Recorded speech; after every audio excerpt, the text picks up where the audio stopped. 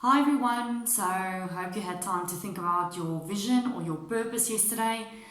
So today I would like to share with you how we're going to make that vision come alive.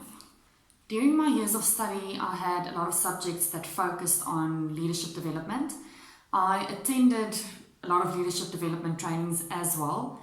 There's a lot of good research and there's a lot of good theory out there, but I really struggled to practically implement it in my life. So in other words, to make my behavior change.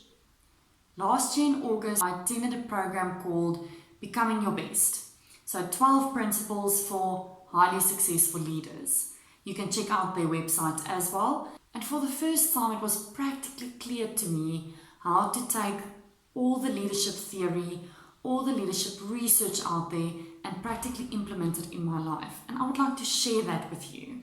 That is now taking your vision, taking your purpose and making sure that your everyday behavior feeds into that specific vision. The first thing that you need to do is think of the different roles that you play in life. I'm going to use myself as an example here. I am a wife to my husband. I am a child of my mother and my father. I'm a family member. I'm a friend. I'm also directed to my business, and I also play a role towards the nature and towards the earth and towards our community. So I wrote down each of the roles that I play. Very important role that you should not forget, and it should actually be on the top of your list, is the role that you play towards yourself. The next step then is to think of a vision for each of these roles. I must add, there are many different ways that you can structure this, that you can practically implement changing behavior, implement your vision. This is just the one method that really worked for me. Very important when writing down a vision for each of your roles is that you need to write it in the present tense.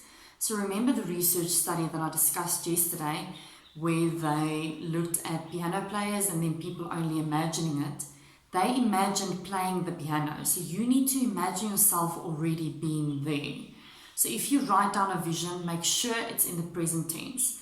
Do not write down, I hope to be, I want to be. You write down, I am the following. An example of a vision written in present tense is, I am a good friend. I know what goes on in my friend's life.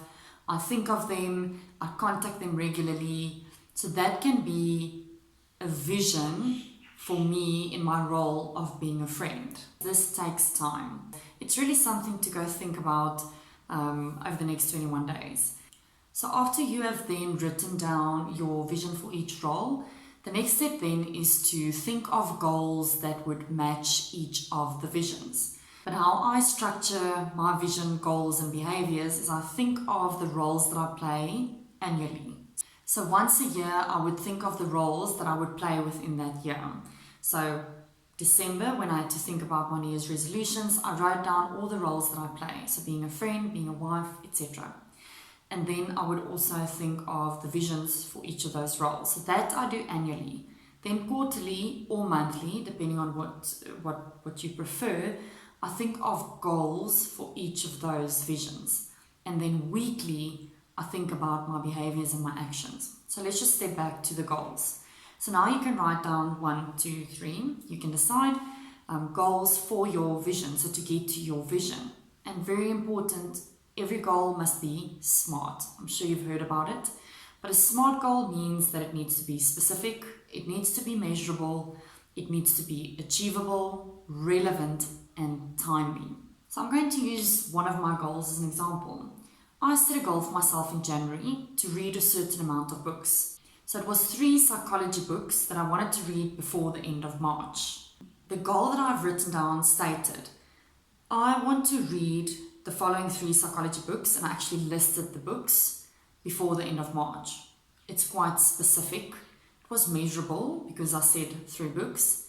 It was achievable. I did not say I want to read 100 books in 2 hours. And it was very relevant to my field and also timely. I set a time for myself by the end of March. So that is just an example of how you can set goals for yourself. And as I've said, if you want to focus on one vision the entire year and one goal, that's great. The next thing we then need to do is to link our actions, our daily behaviors to each of these goals.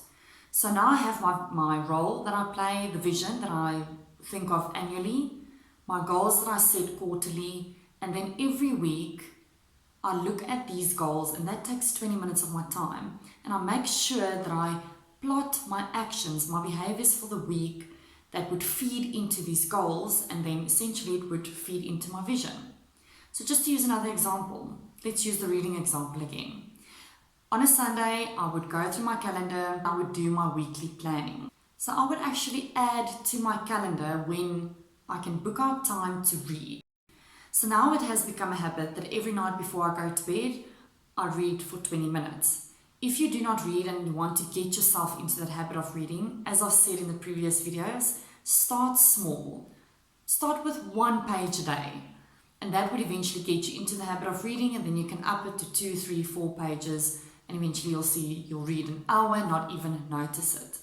So that is just a simple way of how you can link all your daily actions, your behaviors within a week to your specific goals, to your specific vision, and the role that you play within this life. This is also something that you can do within your teams, with your family, with your children, with whomever you are currently at home. Think of the vision of the family. What type of family would we like to be? What are our goals? What are our acceptable behaviors within this family? You can use the structure for quite a lot of things. Thank you so much for watching. I'll see you again tomorrow.